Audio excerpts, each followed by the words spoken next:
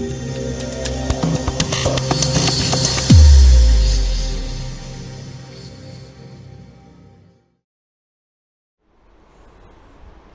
warahmatullahi wabarakatuh.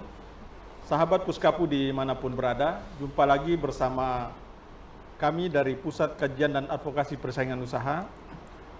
Pada hari ini, alhamdulillah Puskapu kedatangan tamu-tamu yang sangat luar biasa hadir di tengah-tengah kita guna membincangkan beberapa hal yang kami anggap sangat penting dan menjadi pembicaraan publik Indonesia pada hari-hari belakangan ini.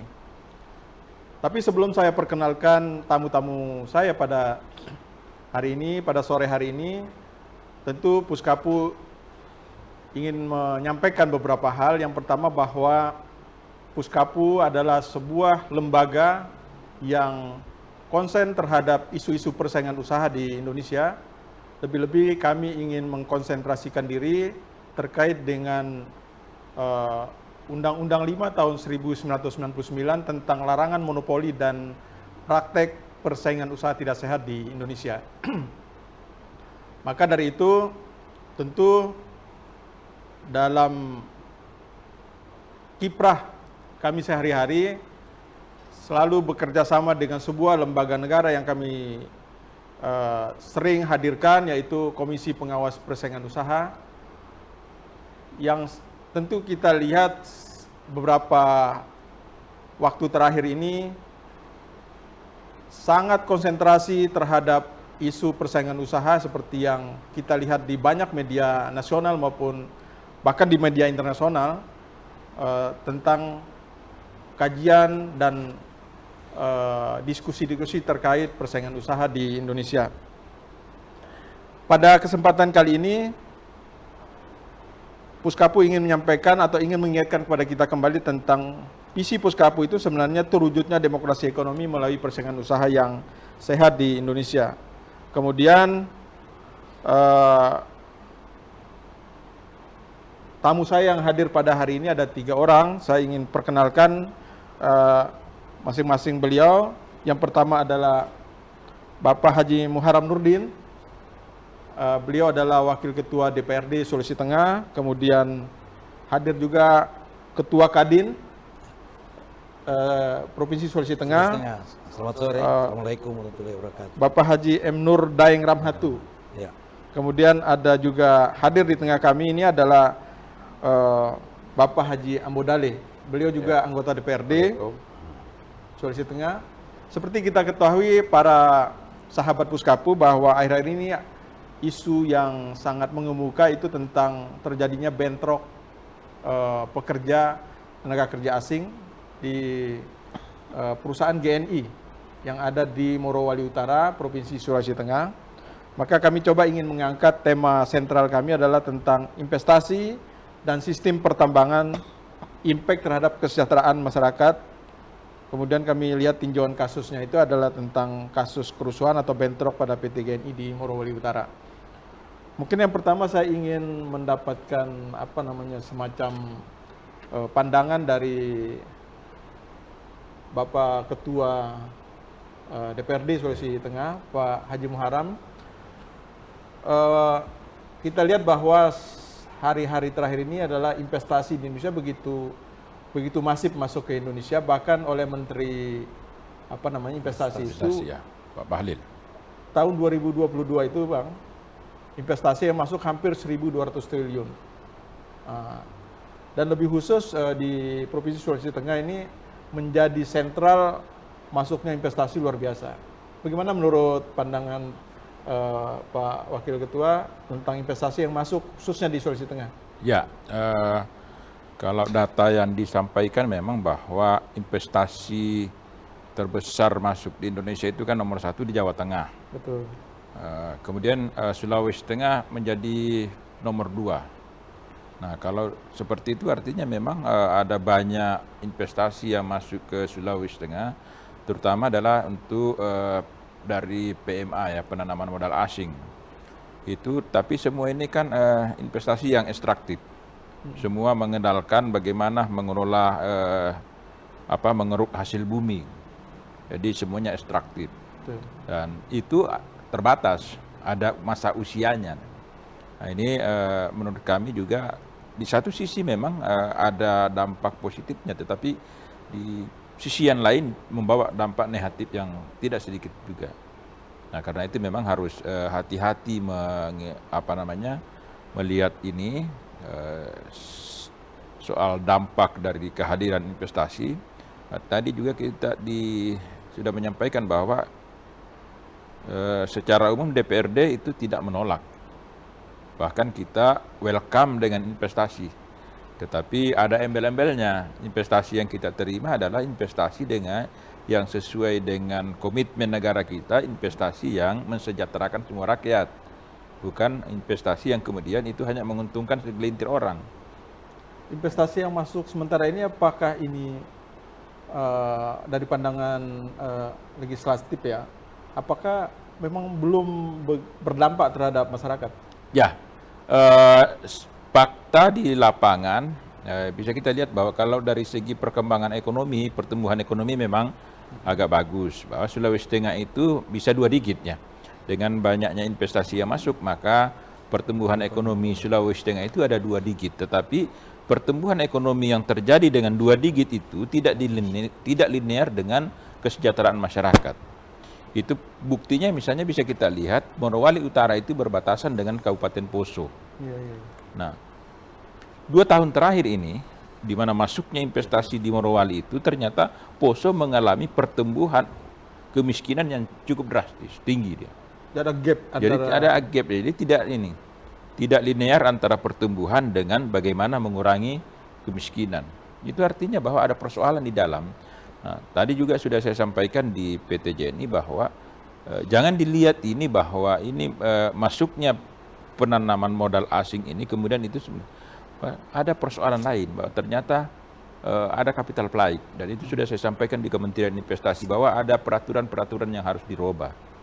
Ya, karena ternyata investasi yang masuk, uang yang beredar itu tidak beredar semuanya di situ, di lokasi di mana dia berinvestasi, tetapi itu kemudian terbang kembali ke Jakarta, terbang kembali kemana-mana, tidak beredar sepenuhnya di wilayah itu.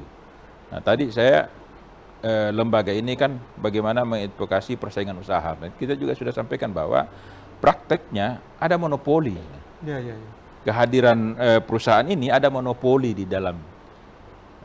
Ada pelaku-pelaku usaha mikro yang kemudian itu monopoli dengan berbagai cara ya.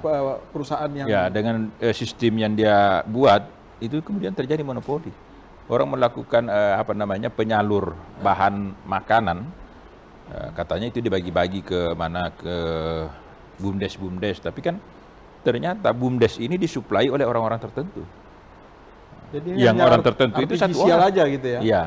Jadi itu hanya kamuflase. Ya. Nah, itu yang terjadi. Bahwa itu memang ini makanya saya sampaikan di Kementerian Investasi bahwa ada sistem yang harus dirubah. Nah, kami Sulawesi Tengah yang dinyatakan sebagai pemenang kedua, terbanyak kedua, terbesar kedua investasi, ternyata itu tidak merasakan nikmat seperti yang dibayangkan semua orang. Bahwa kalau kemudian investasi masuk, itu akan terjadi peningkatan kesejahteraan masyarakat. Memang ada beberapa masyarakat yang menilai, tapi setelah kita lihat kasus JNE misalnya yang lagi viral ini, itu kawasan yang ditempati itu adalah namanya Desa Bunta. Dulu memang tidak ada penduduknya. Nah, tetapi yang sekarang itu kemudian seperti kota metropolitan baru di desa itu, tetapi yang ada di situ dari mana? Bukan orang-orang asli dari situ. Karena begitu mereka tahu bahwa ada investasi mau masuk, ya kemudian mereka beli-beli tanah dan lain sebagainya. Akhirnya tersingkir orang-orang yang tadinya itu harusnya bisa menikmati, itu menjadi tersingkir karena kalah dalam persaingan itu.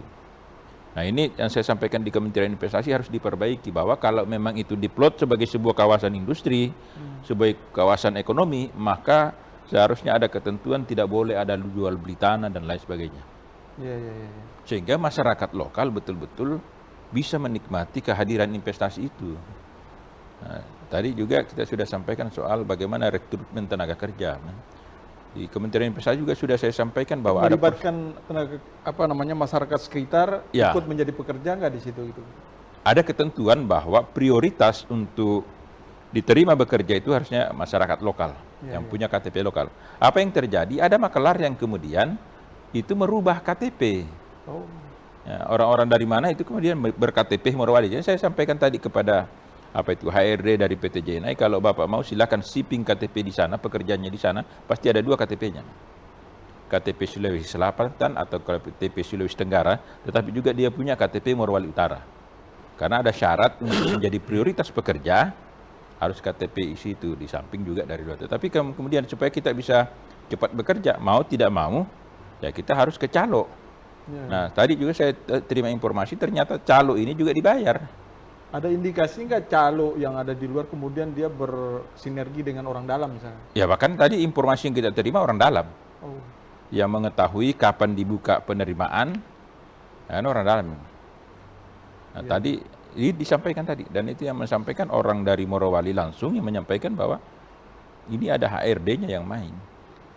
Oke, sih. Bang Nur, barangkali bisa kasih kami penjelasan terkait misalnya bagaimana keterlibatan pengusaha lokal di dalam implementasi dari investasi yang masuk misalnya di Provinsi Sulawesi Tengah ini.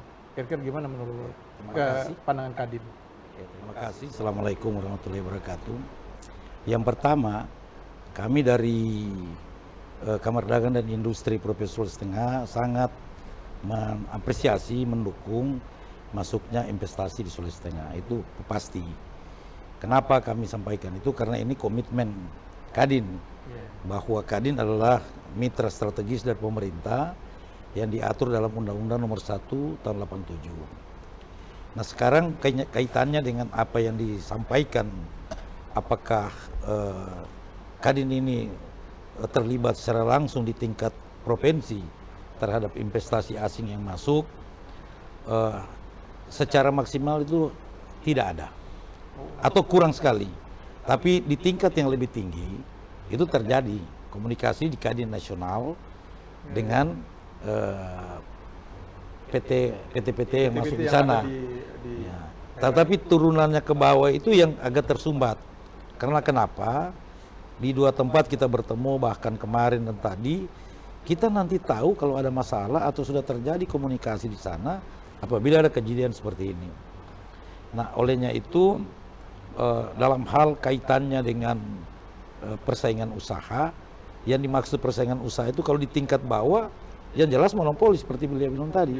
Tetapi kalau dia di atas, di tingkat atas ini, karena perusahaannya ada di Jakarta, maka hubungan kerjasama antara pelaku ekonomi yang ada di Indonesia dengan PT yang masuk itu ada. Tapi kan hanya bermain di tingkat sini. Kita tidak rasakan. Kalau tahu ada, itu sudah tangan keberapa? Dia sudah jatuh ke 1, kedua, mungkin teman-teman kita yang ada di kabupaten sudah orang ketiga, keempat. Misalnya dalam jumlah tertentu atau nilai tertentu, misalnya perusahaan lokal yang ada di sana itu harus dilibatkan misalnya. Kalau yang mungkin modal besar, oke lah dari luar misalnya. Kita tahu bahwa sebelum investasi itu masuk di dalam peraturan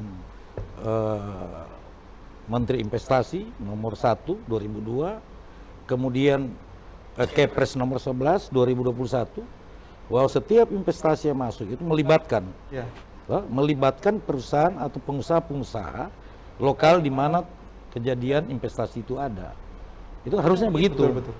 Nah, tapi ini kan ada, tapi diaturnya di Jakarta. Orang lokal tidak tahu. Nah, siapa yang banyak ke atas itu yang... Apanya yang salah itu menurut Bang Nur? Nah, apa aturannya yang salah atau aturannya benar, bagus, tapi pengawasannya itu tidak jelas. Karena ini diketuai oleh Menteri Investasi, Satgas Percepatan Investasi. Kita berharap mereka betul-betul meneliti betul orang yang bekerja sama ini, jangan cuma perusahaan yang dipecah-pecah dari atas. Sehingga yang turun ke bawah juga ya anak-anak dia juga, tapi melibatkan orang-orang di sana yang mungkin cuma jadi bagian, cuma namanya saja. Yang seperti beliau bilang tadi, mungkin KTP-nya dirubah, ya dianggap itulah perusahaan. Artinya sebenarnya itu hanya tadi kamuflase itu, kemudian pelakunya sesungguhnya bukan orang-orang setempat. Iya, ada juga, tapi tidak besar nilainya. Tapi hanya nilai-nilai tertentu. Karena di sana banyak sekali peluang usaha yang tercipta, tapi tidak banyaklah pengusaha lokal yang ada di sana yang ikut terlibat langsung. Misalnya ada kerjasama dengan Kadin. Nah, Kadin juga saya anggap salah juga. Dia tidak komunikasi ke Kadin provinsi, tapi dia langsung dengan orang-orang yang ada di sana. Mestinya ini masuk turun ke bawah, kemudian kami dikomunikasikan oleh JNI atau IMIP atau apa, sehingga benar-benar. Nah, berarti kan ada yang dilompat. Nanti terjadi begini ya kami dilibatkan. Nah, olehnya itu ya tentu saja kalau dalam hal persaingan usaha, ya memang masih kelihatan monopoli di kelompok-kelompok usaha yang mulai dari A, B, C, D dia. Tapi yang lain tidak. Saya kira mungkin Kadin ini memang harus proaktif ya. Kita sudah proaktif, tapi kan pintunya tertutup. Iya. Nah, tertutup, Bang. Tadi dia akui juga karena memang ya harus seperti itu, tidak mungkin juga dinas tenaga kerja aja susah masuk. Gimana kita di Kadin? Nah, jadi tentu harapan kami dari Kadin, marilah kita bersama-sama. Karena ini kita support ini. Dia menciptakan lapangan kerja. Kalau ini kita bicarakan bersama kan lapangan kerja ini tidak jadi masalah. Tiba-tiba orang berKTP double, ada dari mana bisa dapat KTP di situ. Nah, kita kerjasama, ada saling sharing informasi. Nah, saya tahu Bang Nur ini juga ketua Komisi 2 di DPR ya, selain ketua Kadin ya di provinsi ya. Ya, dari segi regulasi yang misalnya regulasi yang ada di lokal di daerah itu, apakah ikut mensupport, mendukung terkait petunjuk teknis lah kira-kira begitu ya, pelaksana teknis soal bagaimana seharusnya ketika investasi itu masuk, misalnya kayak begitu, harus juga melibatkan teman-teman yang pelaku usaha yang ada di daerah misalnya kayak begitu. Gimana, Pak? Iya, jadi benar sebagai pimpinan di Komisi 2 bidang keuangan dan ekonomi tentu saja kita support. Tapi batasan kita mensupport itu mungkin dalam hal mendorong kepada pelaku ekonomi untuk segera kalian menjadi pelaku di negeri kalian sana. Tapi di sana kan bukan pengambil keputusan di daerah sana. Semuanya dari Jakarta. Berarti ada yang harus dirubah dong. Iya, semua dari Jakarta.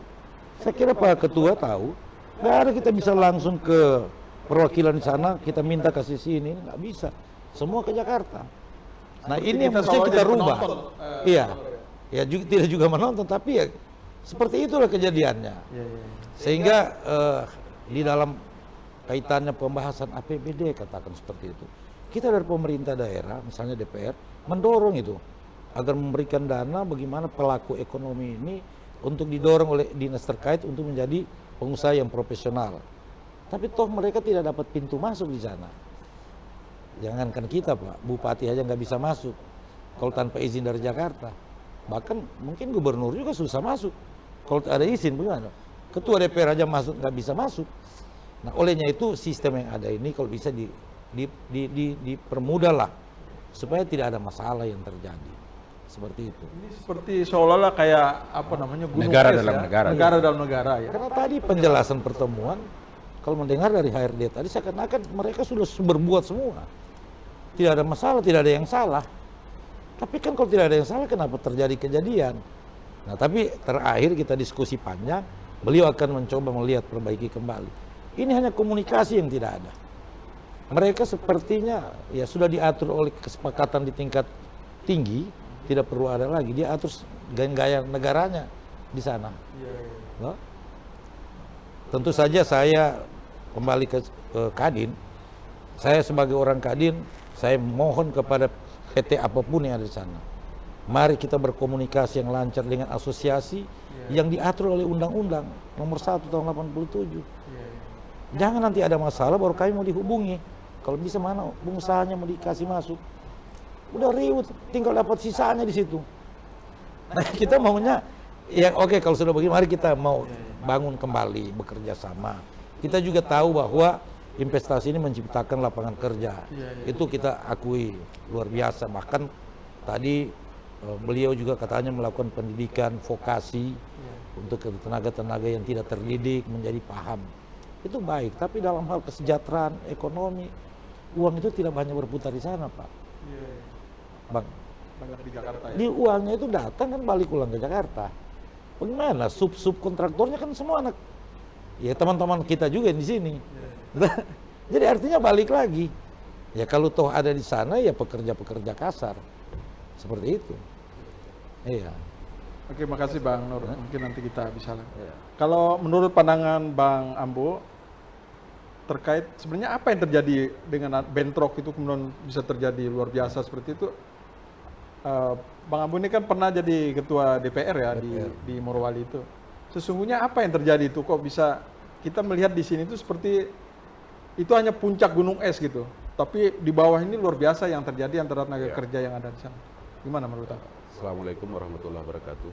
Menyambung apa yang disampaikan oleh Pak Ketua Kadin tadi, memang perlu ada semacam evaluasi secara menyeluruh. Apakah dari sisi kesejahteraan pekerja, terus kemudian dari sisi perlakuan para pekerja yang ada di perusahaan-perusahaan yang ada di sana. Ya. Karena kenapa?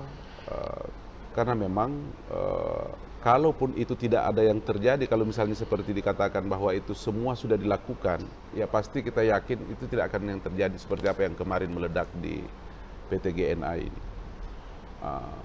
Saya melihat bahwa apa yang disampaikan tadi bahwa perilaku monopoli, terus kemudian akses berusaha orang-orang lokal yang ada di sana, itu yang semacamnya kehilangan tempat untuk kemudian bisa mengakses ke dalam, karena memang semua urusannya ke Jakarta. Ke Jakarta pun ini tidak mudah.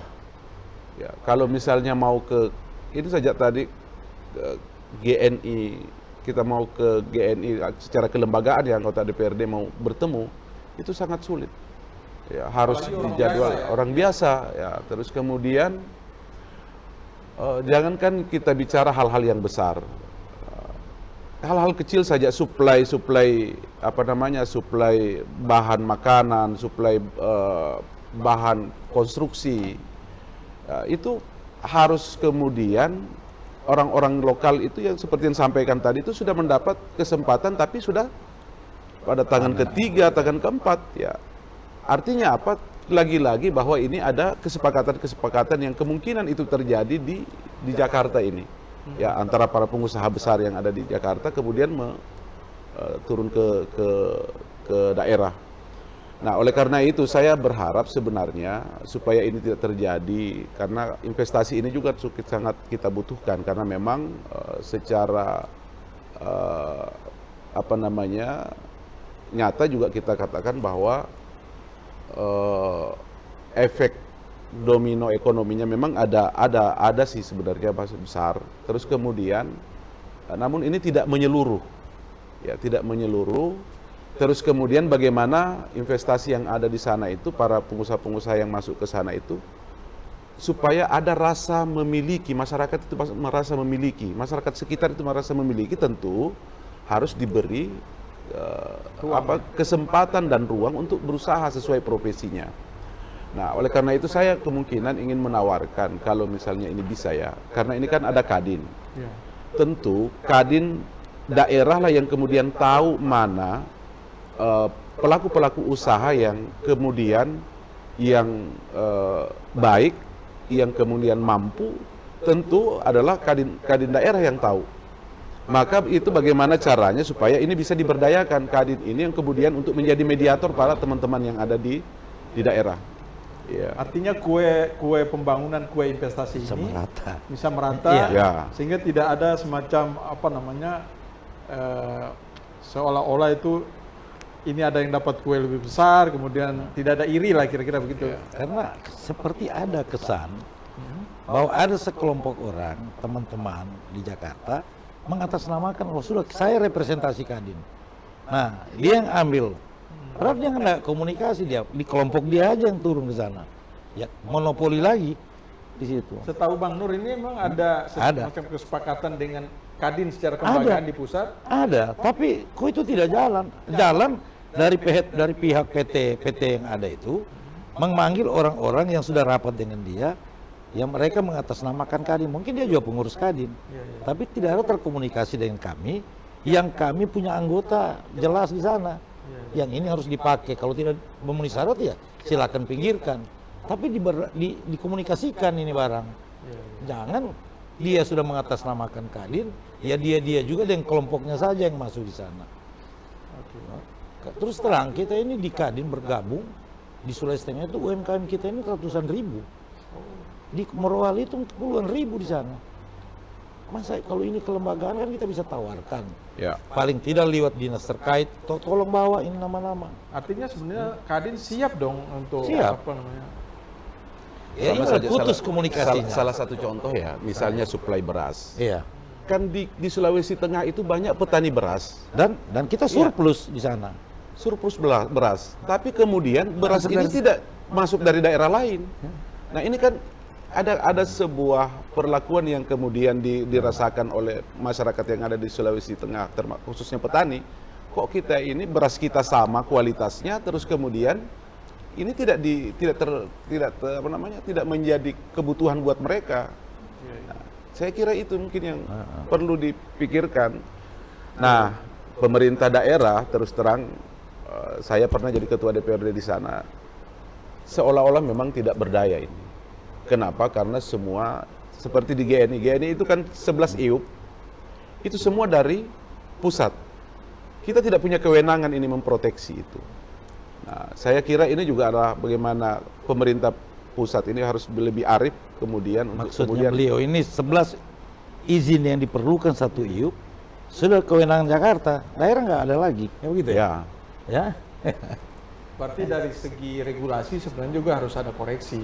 Iya. Ya, kita Kira-kira begitu kemarin ya, saya sudah sampaikan bahwa ada koreksi yang harus dilakukan oleh pemerintah pusat dari segi regulasinya ya. Iya. Salah satunya misalnya tadi saya sudah sampaikan tentang rekrutmen tenaga kerja lokal yang memprioritaskan tenaga kerja lokal, bahwa harus berKTP di situ. Kemudian itu menjadi problem di lapangan kan. Iya. Akhirnya bisa dimanfaatkan untuk penyalahgunaan maladministrasi.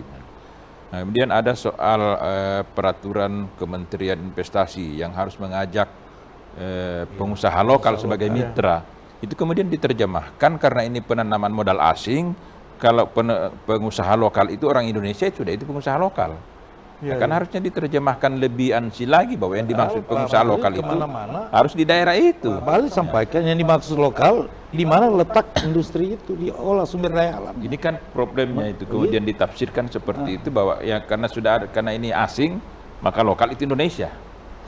Sekalipun itu datangnya dari Jakarta. Nah itu aja banyak hal. Nah saya sudah juga sampaikan di mana bahwa supaya pemerintah daerah, masyarakat di daerah itu merasa memiliki perusahaan ini, berikan kesempatan yang baik, berikan kesempatan untuk pekerjaan-pekerjaan yang strategis misalnya, kan ada peraturannya. Iya, betul. Kenapa kemudian tidak BUMD tidak dilibatkan bekerja di situ? Apakah paling tidak dia punya saham? Tidak usah banyak-banyak, 5% sudah cukup. Sehingga dia merasa memiliki itu. Oh, jadi selama ini perusahaan yang ada di sana itu tidak ada sharing saham dengan pemerintah daerah misalnya gitu, Pak? Ya, tidak ada. Paling terlibat ya seperti disampaikan tadi sudah tangan ketiga kan. Suplai telur itu kan main kontraknya dari Jakarta. Itu kalau Catering itu main kontraknya dari Jakarta. padahal catering besar ada di Sulawesi Tengah. Kemudian itu kan tidak mungkin orang Jakarta mau pergi suplai telur ke sana. Maka dia pakailah tangan berikutnya. Sampai di Morowali itu sudah tangan ketiga. Nah, berapa margin keuntungan yang harus dipotong hanya untuk kepentingan itu. Sehingga tidak ada arti yang baik bagi pelaku usaha di tingkat lokal itu. Nah, peraturan bagus. Iya. Tetapi kemudian implementasinya diterjemahkan secara keliru. Nah, mungkin memang terjemahannya seperti itu, tapi kan harusnya kan kita memaknai yang dimaksud dengan perusahaan lokal itu yang di mana investasi itu berdomisili.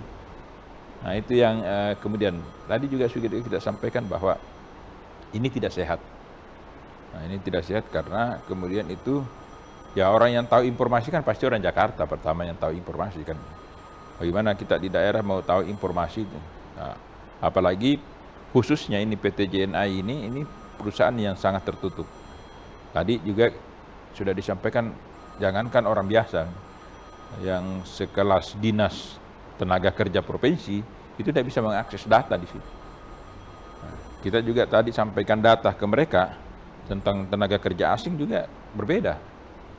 Tapi dari segi kebijakan sebenarnya sudah Ya, oke ya. dari segi kebijakan oke, tapi implementasinya kemudian yang masih harus direvisi ya.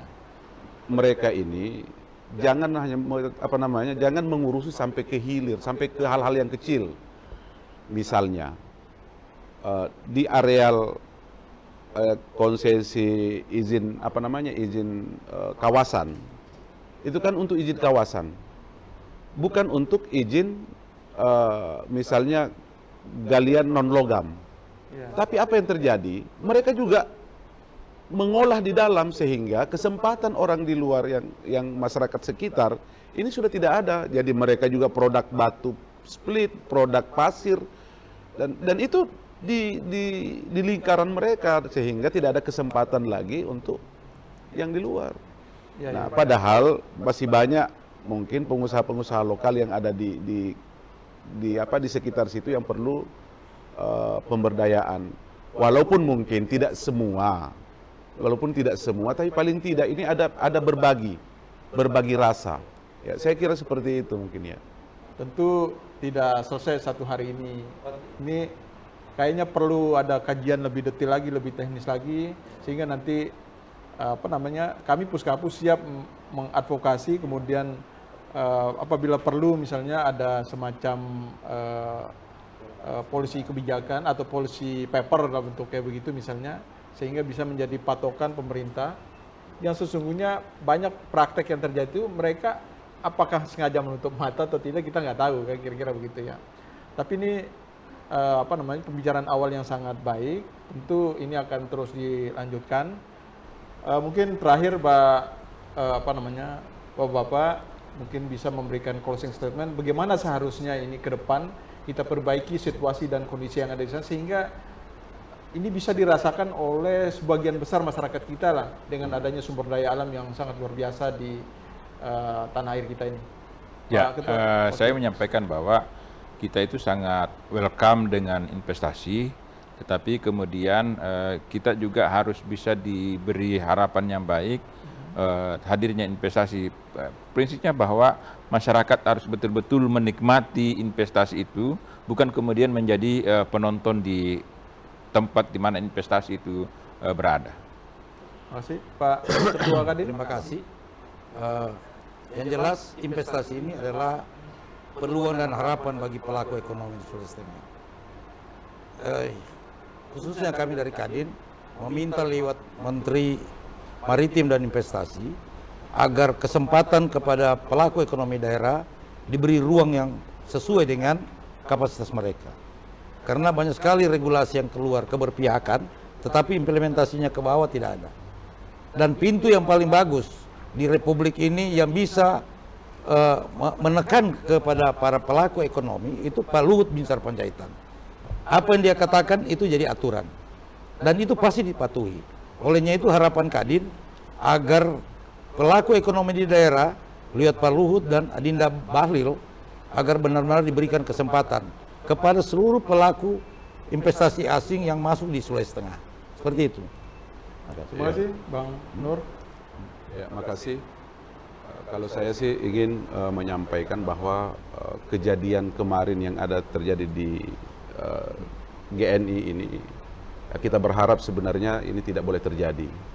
Karena memang saya kira mudah-mudahan itu sudah berakhir.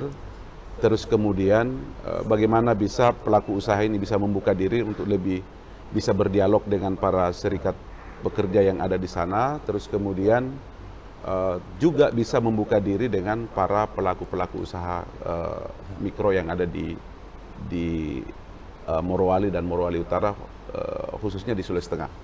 Saya kira seperti itu. Jadi mungkin saya tambahkan, kita tidak fokus hanya Morowali, banyak sekali peluang yang ada di Banggai, yang ke depan itu kan ada. Jangan sampai terjadi seperti ini lagi. Berikan kesempatan kepada orang-orang di daerah. Oke, siap. Terima kasih. Para sahabat-sahabat Puskapu, tentu tadi sudah disampaikan pandangan-pandangan tentang investasi dan turunannya di Indonesia, lebih khusus lagi praktek investasi yang terjadi di Morowali, Sulawesi Tengah, begitu banyak persoalan. Ini tentu didengar oleh pemangku kepentingan, pengambil kebijakan di negeri ini. Mudah-mudahan ini bisa menjadi autokritik buat kita semua sehingga ke depan bisa kita perbaiki sedemikian rupa. Kemudian seperti kata Pak Menteri Investasi itu bahwa ini adalah presiden terhadap investasi di Indonesia. Tentu suasana ini harus terus dijaga. Bagaimana cara menjaganya? Tentu dengan cara melibatkan seluruh pelaku kepentingan yang ada di sana.